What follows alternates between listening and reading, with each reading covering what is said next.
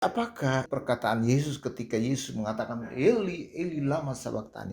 Ketika Yesus melantunkan lagu rusa di kala fajar, Allahku, Allahku, mengapa engkau meninggalkan aku? Kepada siapa alamatnya? Bukan kepada dirinya tetapi kepada ibunya.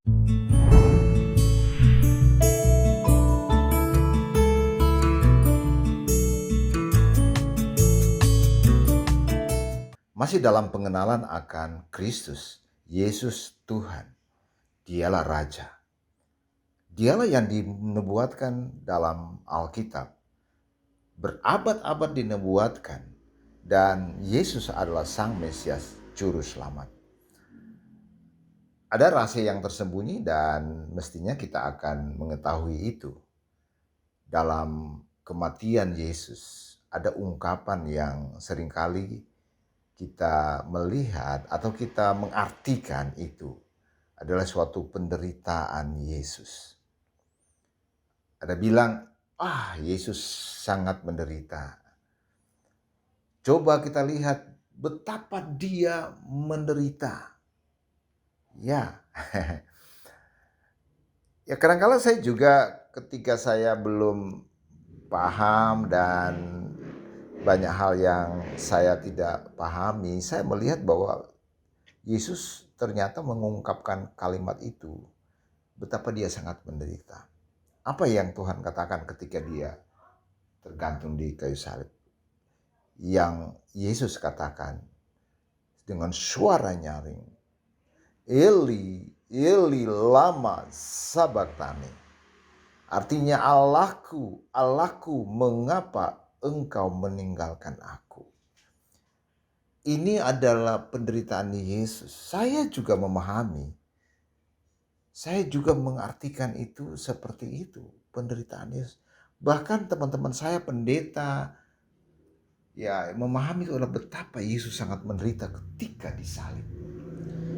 Ternyata ada rahasia yang tersembunyi yang belum dipahami. Ya, ada rahasia. Dan sungguh luar biasa rahasia ini bisa disingkapkan. Apa makna perkataan Yesus? Ya, coba kita baca ya dari Injil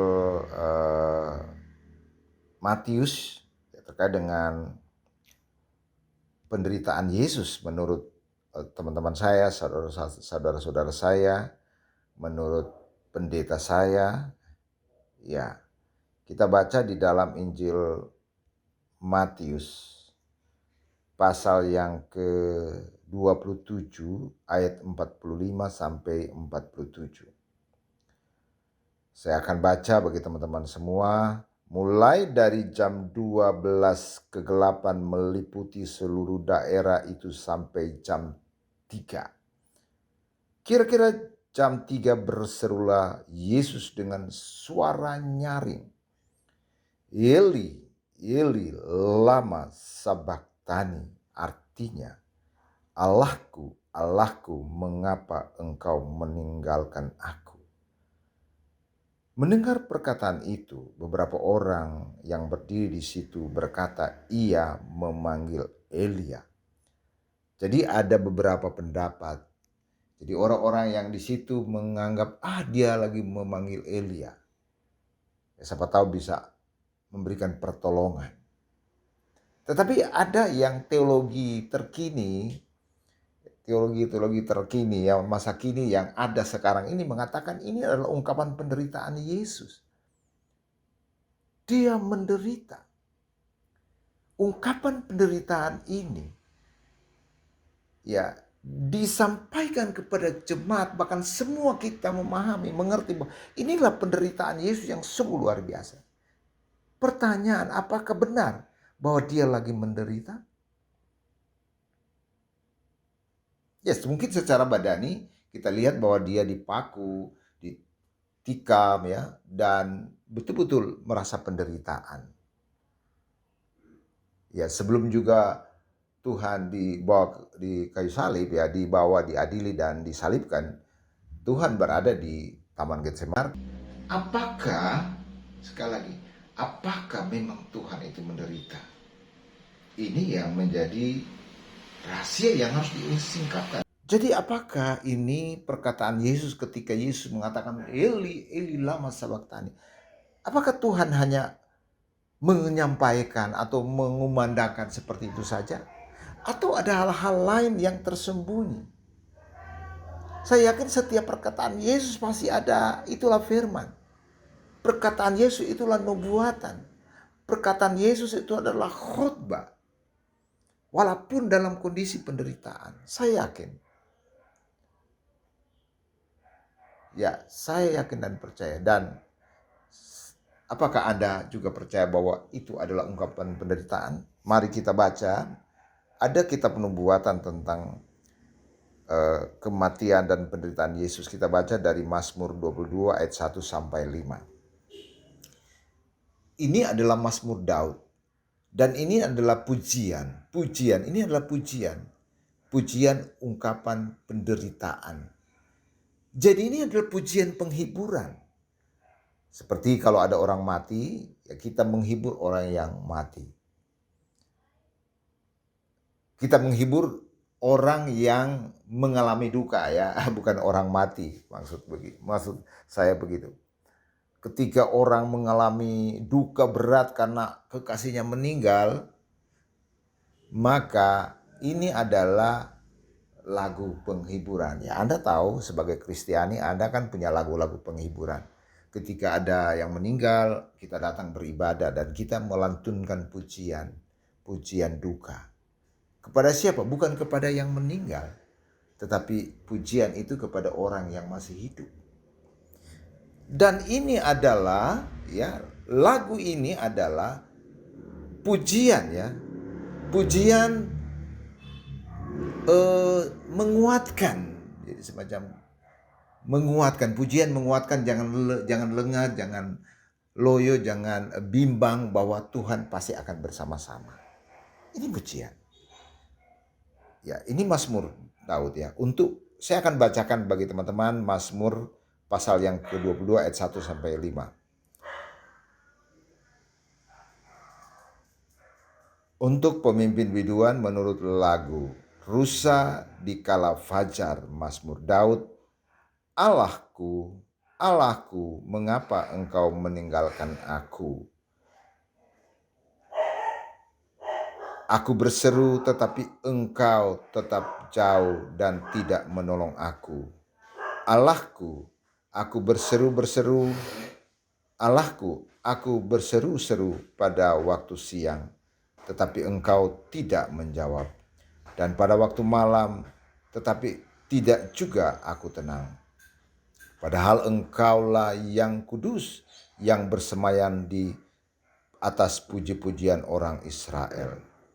Kepadamu nenek moyang kami percaya, mereka percaya, dan engkau meluputkan mereka.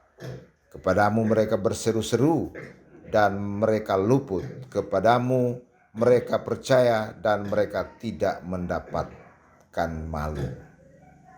Ini nyanyian penolong, nyanyian menguatkan bagi mereka yang menderita. Ya, saya yakin waktu umat Israel, ya ini nyanyian nubuatan ini juga bisa berlaku kepada siapa saja. Misalnya kepada Esther yang menderita waktu itu ketika di Babilonia bangsa Israel akan dimusnahkan oleh Haman dengan tita raja. Nyanyian ini menyelamatkan orang-orang Israel dari tita raja untuk memusnahkan karena ulah Haman. Dan Esther juga menghibur ya. Esther juga dihibur dengan nyanyian ini. Ya, Esther juga dihibur dengan nyanyian ini. Demikian juga mungkin waktu mereka dibuang ke Babel dan lain sebagainya. Ya seperti itu. Jadi ini adalah nyanyian penghiburan, penguatan bahwa jangan takut bahwa mereka ya akan ada keselamatan.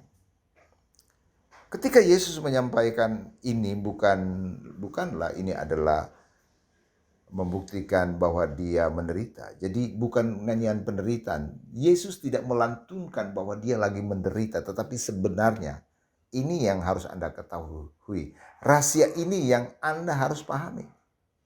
Ketika Yesus melantunkan lagu rusa di kala fajar, sekali lagi, ketika Yesus melantunkan lagu rusa di kala fajar, Allahku, Allahku, mengapa engkau meninggalkan aku?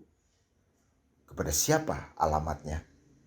Bukan kepada dirinya, tetapi kepada ibunya, kepada wanita-wanita yang ada di sekitar situ, kepada murid-muridnya, kepada pengikutnya. Nyanyian penghiburan buat mereka untuk menguatkan, kamu harus kuat, hai ibu, aku ini tidak apa-apa, kamu harus kuat, lebih semangat, akan diluputkan. Ya, diingatkan lagi bahwa akan diluputkan, Tuhan akan meluputkan, jelas. Setelah dia mati, 3 hari dikubur dan dia bangkit. Jadi sebenarnya itu alamat nyanyian penguatan ini ditujukan kepada ibunya, agar ibunya lebih kuat dan para murid-muridnya. Kiranya Anda dan saya memahami maksud Tuhan, dan inilah rahasia yang tersembunyi yang mungkin kita harus ketahui. Terima kasih, Tuhan Yesus memberkati. Amin.